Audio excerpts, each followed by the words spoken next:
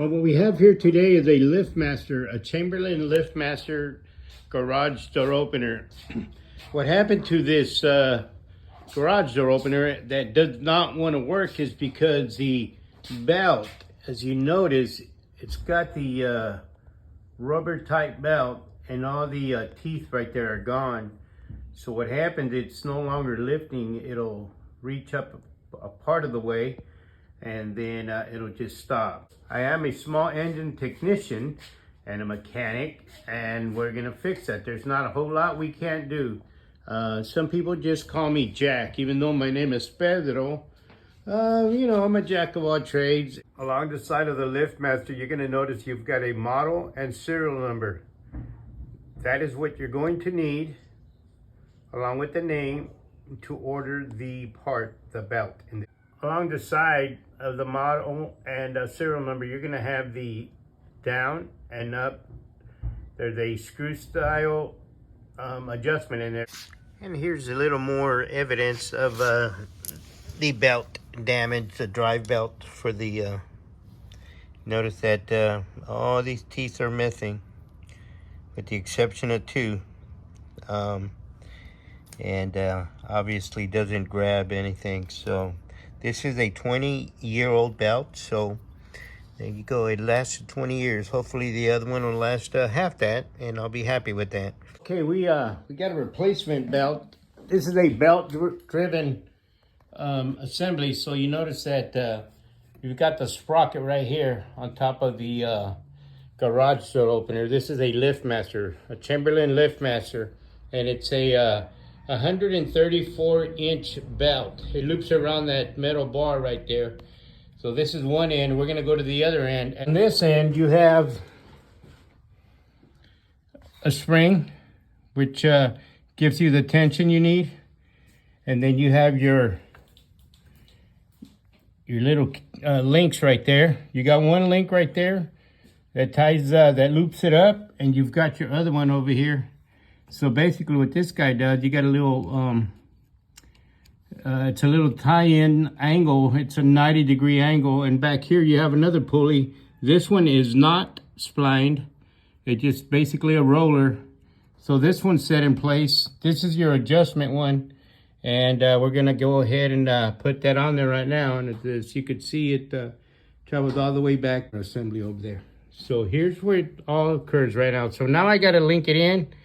And got to tie it up, and there's a link that goes on the inside and the lock on the outside, and I'll show you how that goes. We put the belt on already, and what we're gonna do right now, we're gonna do a test run on it, and I believe the tension's a little too hard, too strong, so we're gonna have to back it up on the adjustment. Let me go ahead and show you what I'm talking about. It hits the bottom, and look at the top bar. It bends up. Okay. We got the belt put on, the 234-inch belt, two little bike links on it, and here we go. We're gonna go ahead and give her a shot right now.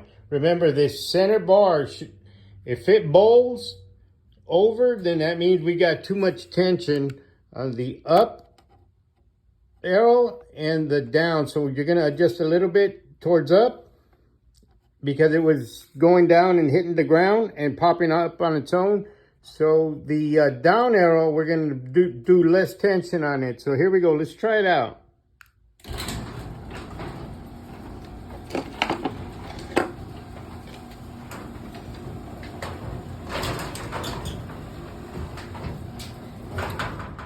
Just try her down. Right now, notice that your links right here, your spring, this is your tensioner. Seems to be doing okay. Here's the other link. If you can't make the two links connect, because basically it's got a loop. This little guy was a little troublesome to get to. So what you do is loosen this spring up. That gives you a little bit more play. And so then you put your links in there. And so we're basically pretty close to the end of the, you can see just a little tiny bit on the end of the other one. But nonetheless, it seems to be working. Let's go ahead and try one more time.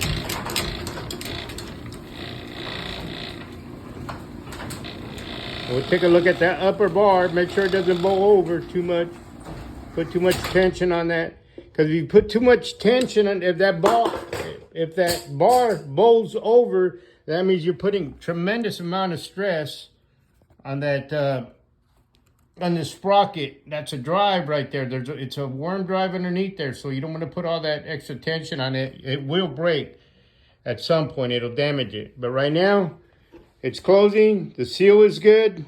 Do it one more time just for safekeeping. A couple $100 for the service person to come out here. The belt is about 50 bucks. The repair is probably going to be every bit of 200. So this is a $250 to $300 repair. And there you go, folks. You can do it. Absolutely. This is a DIY. Do it yourself. Keep this video for future reference. Remember, you need your model and serial number. You got your adjustments right there. Job completed. Okay, folks, if this was informative to you, I appreciate a like.